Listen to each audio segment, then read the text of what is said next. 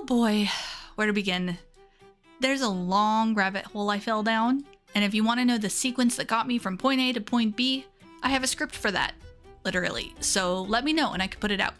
But skipping to the end of that rabbit hole, I merged DC20 and Daggerheart. Why? 'Cause I wanted to.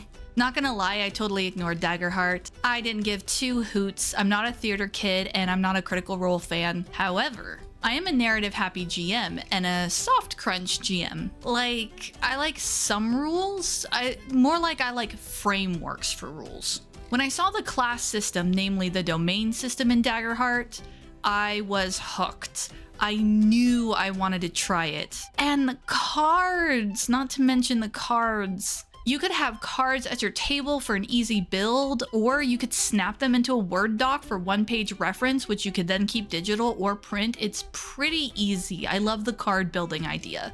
They're even on the website for free. But I really didn't like the 6 stats. I mean, finesse and agility? Really, guys? Really? Also, I don't like rolling for damage. I like that proficiency refers to the number of dice, not the modifier, so that at higher levels you're rolling more and more dice. That's cool, but yeah, I'd rather just roll once like you do in DC20 and go. So DC20 also has 3 levels of hit, and Daggerheart has 3 levels of HP threshold. And that's where it started. So I figure which DC20 stat they would all fit into. I used the standard DC20 array. I used the ADPD system based off of the core stats, but when the players get hit, they mark on the HP threshold from Daggerheart. At least that's how I have it for now. I used the classes and domains from Daggerheart. I used a D20 instead of the 2D12. I used the by 5s method to generate hope and fear. I used the Daggerheart experiences system instead of skill. Now, I tried to play a bit of vanilla Daggerheart, but those little things like the 6 stats, the I wish I were dual defense system, the constant hope fear generation actually made me walk away from that character. See, I like the hope fear stress concept, but when I test ran this with just a D20 and the by 5s method, it slowed down the generations so that abilities that cost hope felt more special and more powerful. Hope felt more significance, and it was pretty easy to generate enough in 2 pages,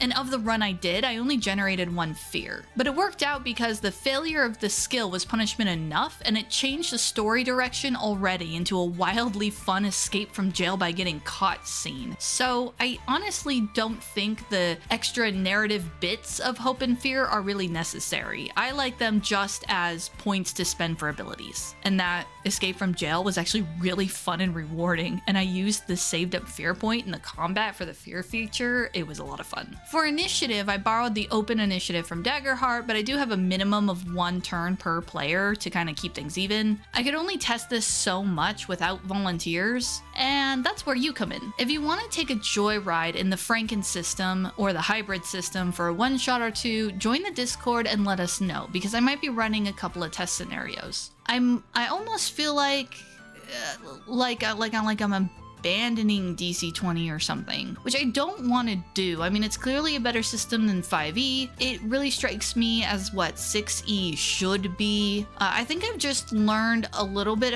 more about my style as I've expanded. For those not in the know, I only just stopped using 5e last year. So for 20 years, I used one system, happily by the way, until DC20 came along. Now that I've had a year on the outside, I feel more in tune with how I GM, what I need, what I like, what's easier for me, and what my players might want to do. And I'm learning that I really like the core of DC20. I just think I don't like some of the crunch. I can't speak for my players. So for now, my core group is 100% gonna stay in DC20. But yeah, if anyone is interested in running through the Franken game of no name, let me know. And in the meantime, thanks so much, guys. I'll see you later.